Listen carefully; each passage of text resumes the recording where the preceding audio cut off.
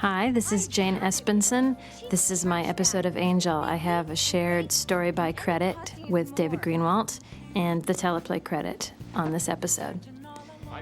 This is the one about Cordy getting the apartment. And there you see Doyle. Doyle was the original secondary cast member on Angel, who left after, I believe, episode 8 or 10 of the first season. And a lot of people were very sorry to see him go. Which, boy, you got to agree with it. You look at those eyes. He could really, really convey a lot of sadness and pain in a way that was very cool. I think Wesley's been wonderful. But when you look back at these episodes, you kind of go, wow, Doyle was cool too. Charisma is the big star of this episode. And I think she did a great job. She is so funny. We lost her off Buffy so that she could go become a cast member on Angel. And I really think she came up to that task beautifully. In this episode, she's not only comedic, which she does really well and really naturally, but she has to do a lot of dramatic stuff too. I think she does a very good job with it. No, wait. They really haven't. This episode was a story that Greenwalt had wanted to tell for a long time. The idea of someone getting a haunted apartment and then allowing it to stay that way, keeping the ghost. So this was a story that he really developed very much on his own. We all worked together to break the story, but it was very much his idea. And I was just sort of brought in to flesh it out and write the teleplay, which was a lot of fun. Well, I know she can't type or file. Till today, I had some hope regarding the phone. It's fun writing humor for David Boreanaz because he does it so dryly. You can give him just a few jokes and very sort of jokes that need to be delivered very deadpan, and he gets so much out of him. And if you ever give him a joke that's a little bit sillier, to me it's just absolutely hilarious because it suggests such a mood change for him, that he's in an unusual mood for Angel. And I think you get a lot of humor out of the notion of this haunted vampire cracking a joke at all.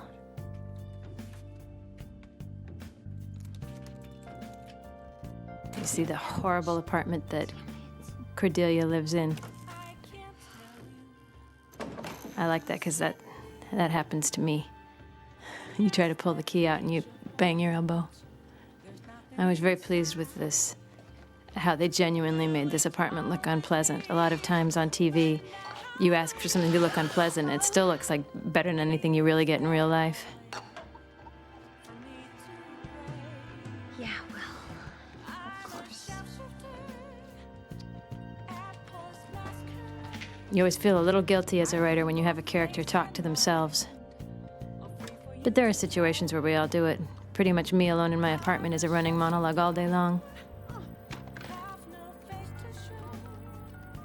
Cordelia and cockroaches. Hi, this is Cordelia Chase from apartment. In an earlier draft of this, In here today. actually it may still be in this draft, that she steps on as a virtual carpet of dead cockroaches. Yeah, there they are. Very nice reaction, that's what I'd do.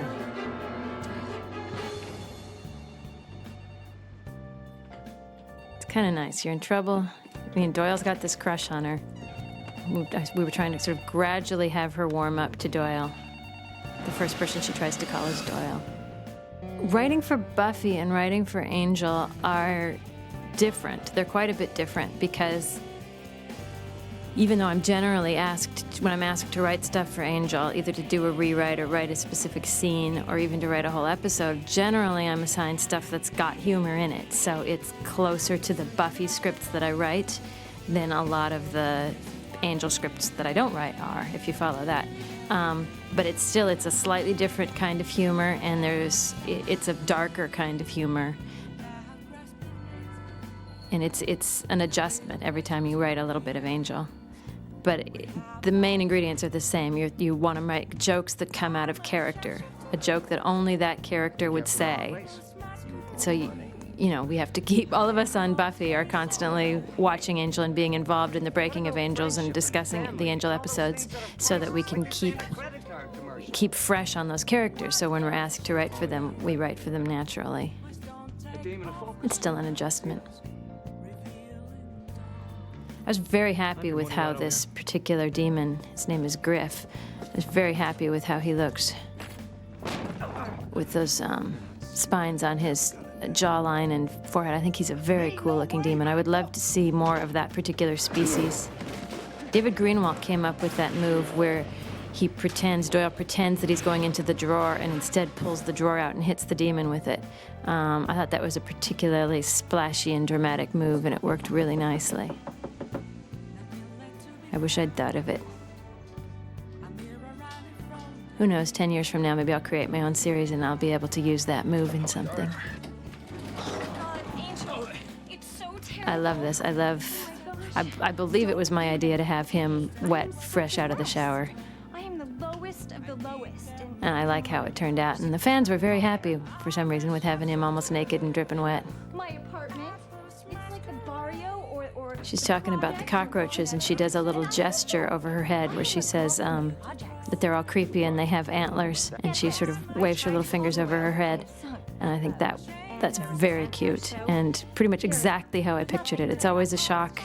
You write something, you picture it, and it doesn't come out exactly as you wanted it, but that moment came out exactly like I wanted it. Skinny feet and creepy antlers. Antlers? Oh my God, I wonder how many stowed away in that. This is pretty much one long monologue from Charisma where she's complaining about her apartment and not even noticing that he's uncomfortable, barely covered in wet, Actually smell. and just completely focused on her own problem, which is she manages to make it seem completely delightful. Find a decent place, however long that takes. And when I do, you're completely. There's something very honest about Cordelia's self-interest because she wouldn't deny it. If you said, Cordelia, all you seem to care about is yourself, she would say, well, yeah, who else is going to do it? There's always been something very almost admirable about her directness, I think, because she doesn't put up with a lot of stuff that she knows isn't true. She doesn't want to play the social game. She wants to say what she knows is true. I wrote that she's looking for, trying to find reflective surfaces in the kitchen. I like that they picked that tea kettle. You got peanut butter on the bed. Really? This was a really fun scene to write. I was disappointed when I saw an early cut of it because it seemed to me to be playing very slowly, whereas I pictured it extraordinarily fast with lines overlapping. What I think I didn't realize when I saw that first cut was how much in editing you can pull out those gaps between words. I come from sitcoms. Before I wrote for Buffy or Angel, all I wrote on were sitcoms where the performance that you see on stage is what goes onto the tape. In drama, you tend not to, even for a very comedic episode, the actors aren't paced up and overlapping each other as much as they do on a sitcom. You do that, you create that pacing and overlapping in the editing room. It took me a while to get used to that. Also, the scenes are staged very statically, to my mind. In sitcoms, you move the characters around the room a lot because you do less editing. Here, the characters can stay in one place, and you create the energy by cutting back and forth between them, so you don't get that static feeling of everyone just sitting in one place. Maybe want my address? There was a joke that went by a way back where Doyle commented on Angel's brooding nature and overhanging forehead, something like that. I find myself very tempted in writing scripts for a show that already exists, as opposed to like writing a pilot script where you don't have actors cast. When you're writing a script for a show that exists where you know the actors and their physical qualities, I love writing jokes that actually comment on their physical qualities because there's something. To me, it always feels like a privilege that you actually have an actor in that role. And why not take advantage of the fact that you know what the people who play these roles look like? You can comment on it. We've certainly done that a lot on Angel. We get a lot of jokes out of Angel's hair.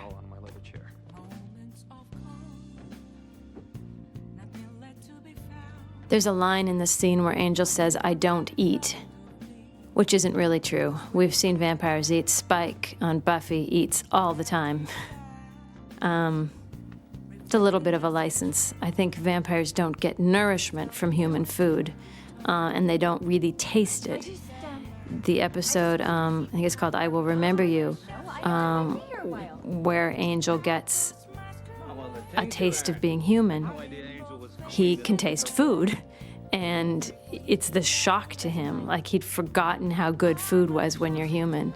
So I think there's some complicated stuff about vampires and eating.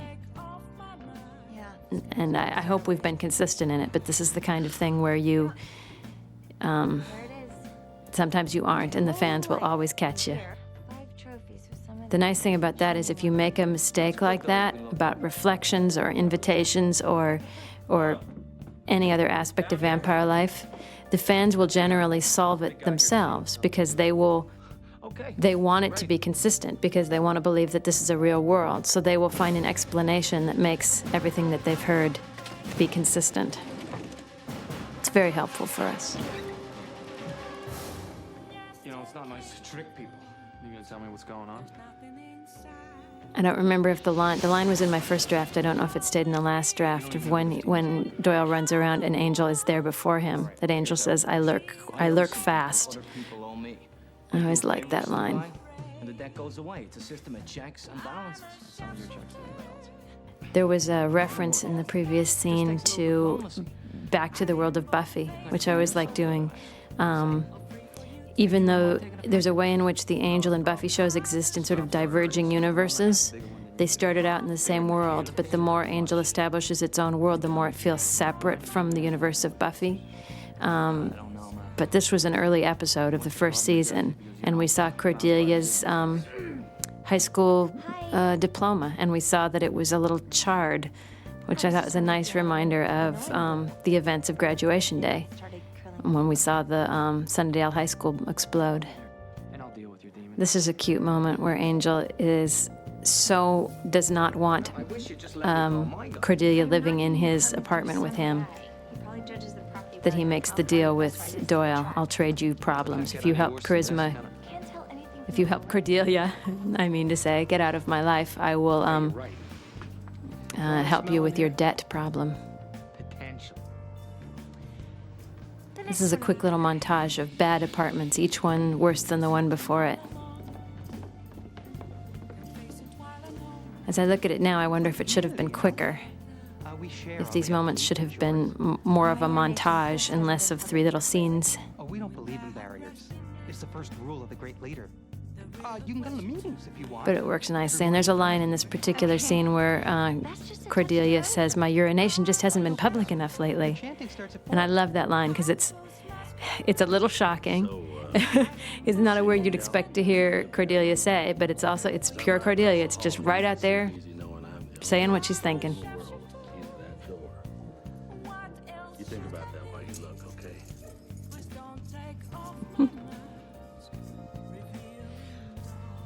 Okay, just out of curiosity, you say you know a guy. I had an exchange in an early draft of this where she said that she didn't want to take apartment renting advice from Doyle because she didn't want to deal with someone whose idea of how good an apartment was correlated with how close it was to the racetrack. And I had Doyle do a little speech about, well, you know, if you're near Santa Anita, that's pretty nice. Near Hollywood Park, not so nice. I had a whole thing about where he really did know how nice the apartments were near various Southern California racetracks. But it was too long, and I discovered I really wasn't that certain myself, so you wouldn't want to put something like that in a script and have it be wrong. This always surprised me that the apartment had an exterior door. I always pictured it opening into an interior hallway, which in my mind made more sense because Angel comes and visits her in the daylight. But it is a beautiful apartment. You can absolutely see why Cordelia wants it, which they did a very nice job with. Nothing wrong with it. The previous tenant just broke their lease last week. I don't know how The real estate agent here is one of those roles that you write. I believe I wrote it genderless so that they could cast either a man or a woman for this role. I kind of like doing that sometimes if there's no reason for a character to be a man or a woman. You just indicate real estate agent and let them bring in a whole selection of people to read, and you just cast the best one. You're not limiting yourself that way. I thought you said it was perfect. Now, there's actually the ghost story in this episode is pretty complicated, and it all revolves around that wall. That was what really took us the longest time in breaking the story, was figuring out how we knew we wanted 2 ghosts, but it took us a while, if I remember correctly, to figure out who had killed whom, in what order they died, who was getting revenge on who was causing the uproar in the apartment. And there you can see there's a ghost in that wall. Looks very nice. It's a nice creepy effect. And I think that was done very simply. I think it was simply a rubber wall, and we had an actor behind it. Here's that demon with the very cool horns and very cool face. I liked him a lot. The idea of demons having this sort of underworld, a very complicated society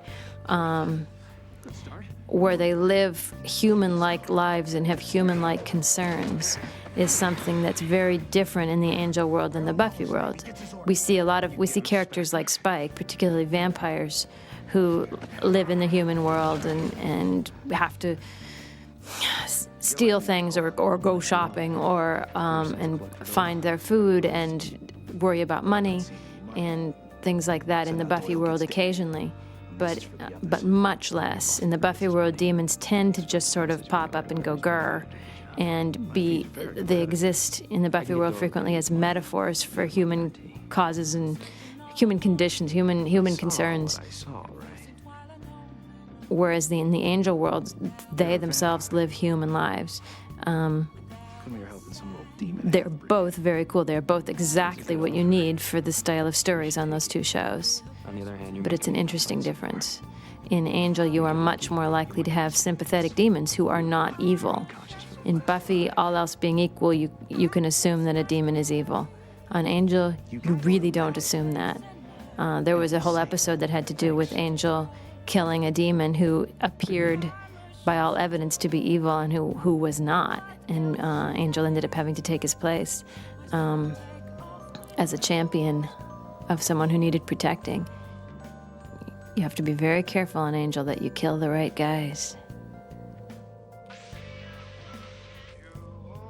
The song that's playing on the radio is the Mills Brothers, You Always Hurt the One You Love.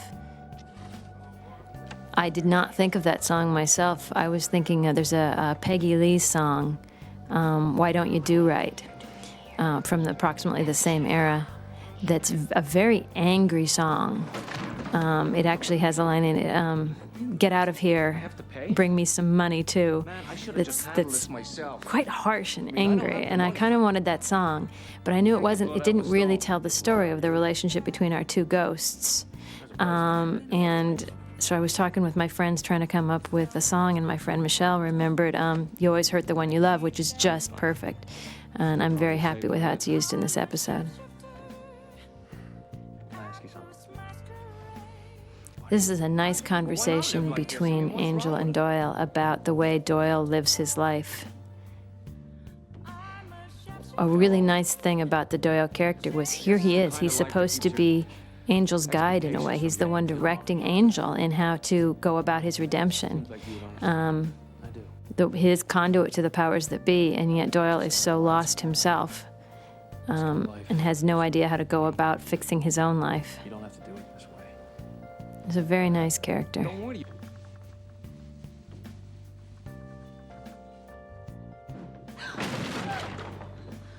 I like that the bed was floating, and we didn't even realize it was floating until she dropped. And this is the real phenomenon of in the morning it doesn't seem real. You try to go about your life because, it was just a bad dream. It was just, it's over now. It's a bright, sunny morning and there's nothing bad. And there's a very cool shot. What I'd hoped it would be was that as the mirror closed, you would get a glimpse of the ghost woman, and when the mirror came to rest, she wouldn't be visible in the frame. You would just have seen it for a second as the mirror closed. But I didn't write it very clearly, and I must say this worked quite nicely. It's still extremely creepy. I love Charisma's reaction there, the way she jumped when that chair broke. It's very real. You're a ghost. You're dead. Big accomplishment. Move on. You see a light anywhere? Go towards it. Okay. Nice thing about the character of Cordelia, that we know that, here she is, this vulnerable, young, beautiful woman, but we know what she's been through. We know she comes from Sunnydale. The idea that things that scare Cordelia have to be pretty bad, because she's seen a lot. See, look at him standing there right where the sunlight could have got him. Hi. It's not quite clear how Angel safely got to that doorway. Maybe in a day or two, okay? Place looks great. You're He's worried just too given much. her a I don't know cactus what you had against that as chair. a housewarming present. Oh, that's right. You can't come in. Wait. What about The notion pool? being that there was supposed to be an implication that Cordelia is very cactus-like, that she's got a lot of protective barriers. I'm just closing these so our boss doesn't burst into flames. Now, how did Angel just walk into that apartment? Yeah. The way that's in this particular script is that early in the episode she says, when I get an apartment, you're like totally invited. And that gave him the power to enter this apartment as if he'd had a specific invitation for this dwelling, which I think is really interesting. In my first draft of this, she went to the door. It looked like he couldn't come in. And Doyle said, "Hey, Angel, come on in." And Angel walked in, and Cordelia said, "Oh my God, how could he invite you in? He doesn't even live here. These rules are completely screwed up." Which was a funny joke, because sometimes our rules do get screwed up, and it might be fun to comment on it, but I think they were very right to ask me to change that, because it would have been very confusing. For the whole rest of the series, it would have made it very muddy about when a vampire can walk in and when they can't. Come on. The shot of the face that appeared in the bottom of that drawer, when she went to open that drawer and put the scissors in, I've watched this episode with some people who get very confused because they don't understand that what that shot is shooting down into the drawer. They think that what they're seeing is another shot of the wall with the face coming out of it. I wish that were a little clearer. We can try. We have to go now. You have to watch pretty carefully to see what's going on. Listen good, Casper. You haven't won a thing. Now, she said the line was, "Listen good, Casper." The way it sounds, if I remember correctly, in this, in the finished episode, it sort of sounds like she's saying, "Listen good, Casper." But what was intended was, "Listen good, Casper." Construction bids, city inspections. We drink a lot of coffee Died there. on Angel. It's for ghost, right? There was actually an episode of Buffy, I think, where Angel established that he doesn't drink coffee, but I think he's changed his mind. This really is just a place to live. No. It's more. It's beautiful. And if it Same thing goes happened on away, it's Seinfeld. like- They established early on in that series that he didn't drink coffee. By the end of the series, he was drinking coffee. Happens a lot. I don't know. For how I was. For everything that I said in high school, just because I could get away with it. Detective shows these days involve a lot more sitting in one's personal offices doing research on the internet. If you look back at old detective shows, I think there must have been a lot more actually going to the county clerk's offices and looking up It's just like you. things, leases and things like that, when you have to look it up. I meant because you used to have that. Which reminds me, the title of this episode, Room with a View, I believe that's the title that David Greenwald had originally intended for it. What I added to it was the peculiar spelling of it, where I spelled it as if it were a rental ad. I had an alternate idea for a title for this episode, which was Release, but it was written lease, like about the lease, which I thought was extraordinarily clever, but in retrospect, it's just kind of stupid. So I'm very happy that it's called Room with a View.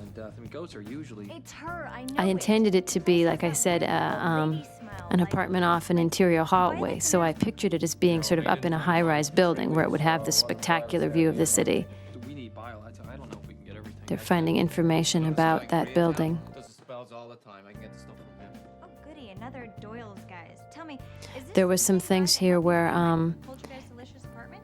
the actor who played Doyle actually had that accent.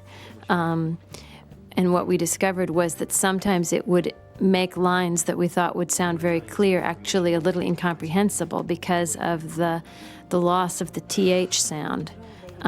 So we sometimes had to go back and have him, he can do an American accent, so we'd have to go back and have him loop lines with a less exaggerated form of his own accent.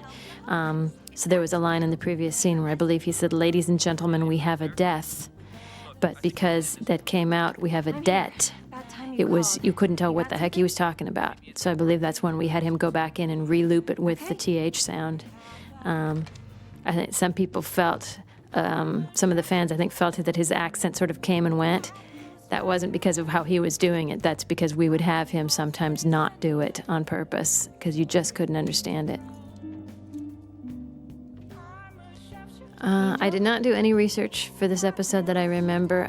We tend not to worry about things like the details of actual accounts of poltergeists and what they do, because obviously those accounts aren't real. You can make up your own rules about poltergeists, and we all sort of know the general rules.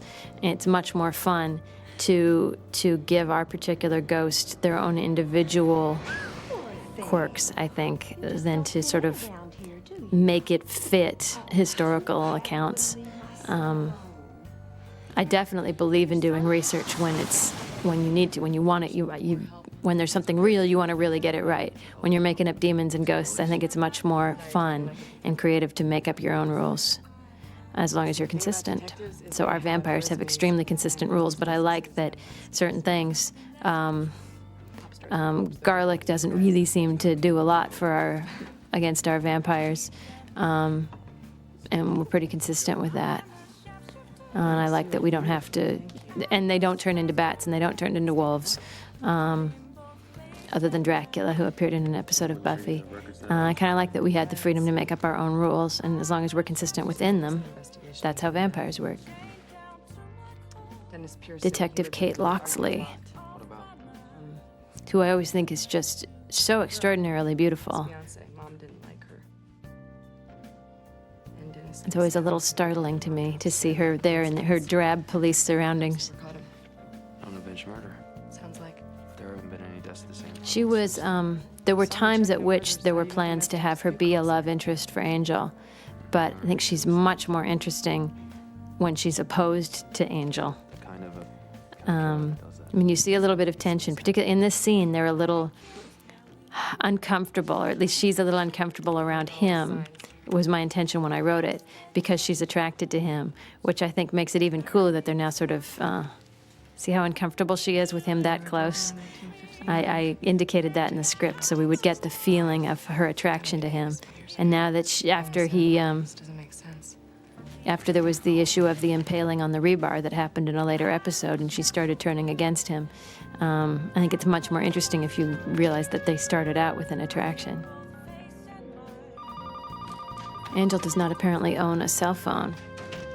Oh, I believe we established a cell phone for him in a later episode, actually. Angel Investigations, we hope you're helpless.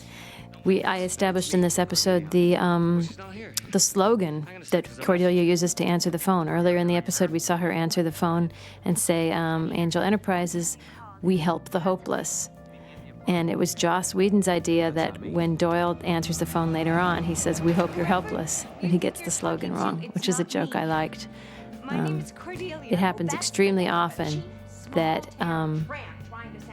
when someone compliments you on a joke in your episode, that it turns out to have been Joss Whedon or David Greenwald if it's an episode of Angel. They come up with very funny lines. This actress who plays the dead ghost mother here is Beth Grant, who I worked with on another show before I was on Buffy. I believe she played a school nurse on a sitcom that I did a few years back. It's amazing how often you end up writing for the same actors, and you may not even realize it, because you don't have them in mind when you're writing a guest part like that. It just turns out to be someone you've already written for. File. I should have got more bile. I like that there was a bottle in that box labeled Toad's Feet. I never noticed that before. You've never been kind. You've never been smart. You're a user. You're nothing. Everyone would be glad if you were dead. That looked very painful. Poor Charisma. Would you be here? People let you. The notion of how these ghosts are actually related, I think it's pretty clear in the episode, but I've talked to some people who never quite got it. The notion is that the mother bricked up the son in the wall, and she is associating Cordelia with the young woman that her son was going to leave her for. He was going to move out and get married, and the old woman couldn't let him do it, and she bricked him up in the wall. So we actually have two ghosts. After she bricked him up, she had a heart attack, so she's a ghost, and Dennis in the wall is the ghost. When we were talking about this episode, breaking the story, which means figuring out what's going to happen in each scene, we referred to the ghost consistently as Bob. And then Joss decided he didn't want him to be named Bob, and I was delighted because I'd already come up with the joke. This was right around the time that Star Wars Episode 1 had been released, and I wanted Cordelia to refer to him as the Phantom Dennis. So right away I said, well, if he's not Bob, can he be named Dennis? And I was delighted when Joss said we could do that. At the time, it seemed extremely important to me to get that joke in there. As time goes by, it's somewhat less important, particularly as our distance from the release of that movie gets a little longer, it's less important. Big time acting from Charisma. And this I find particularly impressive because a lot of this the sound had to be looped because there's an enormous fan that's creating all of that wind, and it put so much noise over the dialogue that you couldn't hear the dialogue. It all had to be re-recorded over these filmed images, which is very hard to do. I would think it'd be particularly hard to do with crying because you have to get your inhales and exhales exactly right. And I think she did a beautiful job. I think it's pretty seamless. There is some Latin in this episode. The spell was in Latin, and I came up with the idea, which I really like, of having Doyle unable to pronounce the Latin, and so Angel gives him a quick course in how to pronounce Latin. He hands him a book, and he says, V sounds like W and pronounce each vowel separately, which really is all the information you need to know to correctly pronounce Latin. What's going on? You were gonna let him pay. When we write a spell on Buffy or Angel that we want to be read in another language, it's extremely easy. You write the spell in English and you put a parenthetical, you put in parentheses above the line, you put in Latin or in Swahili or in Bulgarian, and a phone call is made, not by us, not by the writer, by someone on the staff. They call the translation service and they get the line translated, and the poor actor is just given a page with the translated version of the spell on it, which they then have to pronounce as best they can. I actually gave Doyle the direction here in the script in shaky Latin. So it was translated into Latin, and then he was sort of purposefully supposed to pronounce it pretty badly. There was just a shot where you got a brief glimpse of the tattoo on Charisma's lower back. And this was edited as much as we could, I believe, so that you couldn't see it, because it was generally felt that would not be something that Cordelia would be that tattoo. So it's generally hidden. Every now and then you get a glimpse of it. You know what happens next. This was one of the first times I think that we saw demons holding guns, which is something you generally wouldn't see, for instance, on Buffy. Guns are much more of a real world item, much more of a detective show item and an adult item. Our characters on Buffy are young enough that, particularly during the high school years, it would be very unpleasant to see them with a gun, whereas criminals in the real world of Los Angeles, it's somewhat less, it's more appropriate, it's more part of that world. There was a moment earlier where one of the guns was fired and it goes right through the ghost woman, and it hurts the fireplace, breaks off the tile in the fireplace, and she yells, "You broke it." And I like that she cares about that apartment. She's an old lady, and that was her apartment. Cordelia is standing up to the ghost. She's found her inner bitch, is how we described it when we were breaking the story. It's a wonderful moment for her. You think you're bad? All mean and haunty?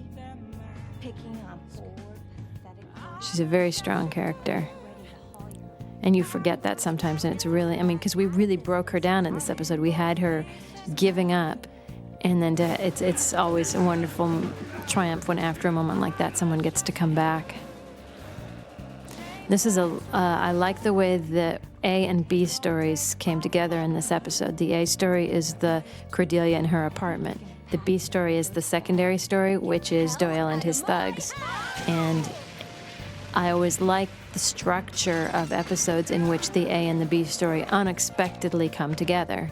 Just when you'd sort of forgotten about these criminals and you were completely focused on the ghost story, the criminals burst in the door. And you realize that these two stories are about to affect each other. pissed me off. And the nice thing here is you think it's done. They still assume that there's only one ghost. Now we start to see the second ghost. So this is Dennis's spirit now. This is the second ghost possessing her. That is a really, really strong lamp because it is breaking through brick.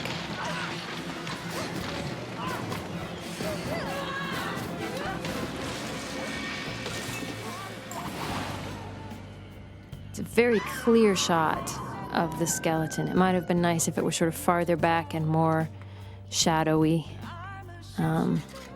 But you do want it to be clear. And here's our nice flashback, and the music is playing again. You always hurt the one you love. Now, huh? Are you gonna marry that streetwalker now? You are nothing. Now, if you create a character on a television show, which means to say you write the episode in which that character appears for the first time, you get paid again a little additional money. It's about $300 or $400 every time that character appears in a subsequent episode. The character of the Phantom Dennis has come back. But since it is not played by an actor, we never see that actor who we saw getting boarded up in the wall. We don't see him again. We just see sort of wire gags and tricks involving, the implication of the ghost. So I don't get any money. It's kind of a ripoff. So there we see how we came to have two ghosts. It's a nice and creepy story. There's a story called The Cask of Amontillado in which someone bricks someone up in a wall that I read when I was a kid. It's very scary. Interesting that she seems to have aged since she died. Did her ghost continue to age, or is it just lack of hygiene? Dennis just destroys the ghost of his mother. He gets his revenge. And he lives on in Cordelia's apartment.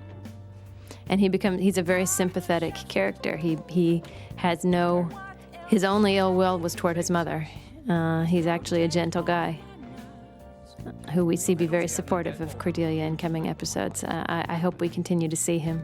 Yeah, well, there might be misunderstandings, that sort of thing. I'll help you out. For which I'm grateful. But sooner or later. I remember it taking a long time to break this episode, to figure out exactly what was going to happen, what the logic of it was. The writing of an episode can take anywhere from 2 weeks to just a couple days, depending on the amount of time that's available. This was pretty early. I think this was episode 5 of season 1 of Angel, and so we still had the luxury of a good amount of time. I have no memory of being rushed. I think I took a nice long time, at least a week, to write the first draft. Had a lot of time to work on the second draft, which, in rereading the first draft, I realized there weren't a lot of changes. It didn't change terribly much, so it couldn't have taken very long to do that rewrite. There's a moment here at the end of the episode where Cordelia is on the phone to one of her friends from Sunnydale, her friend Aura, who we knew from the Buffy series. And she refers to the fact that there are celebrities living in her building. She says Steve Paymer lives in this building. He's David Paymer's brother. If you're familiar with character actors, you'll recognize David Paymer as a character actor who's in many, many movies. He's in State and Maine. He's in Quiz Show. You see him all the time. And Steve Paymer is his brother. And I put that in because it seemed right for this moment that would be something Cordelia would be impressed by. And also because Steve Paymer lives in my apartment building. He lives just across the hall from me. So that's just sort of a note from my own life.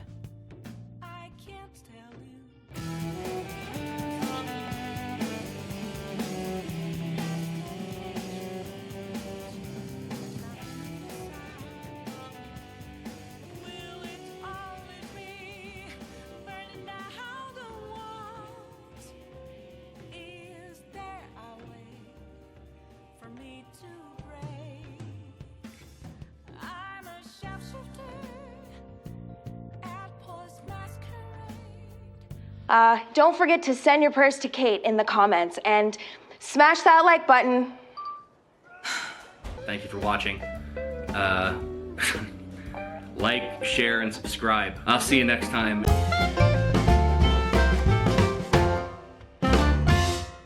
Grr, arg.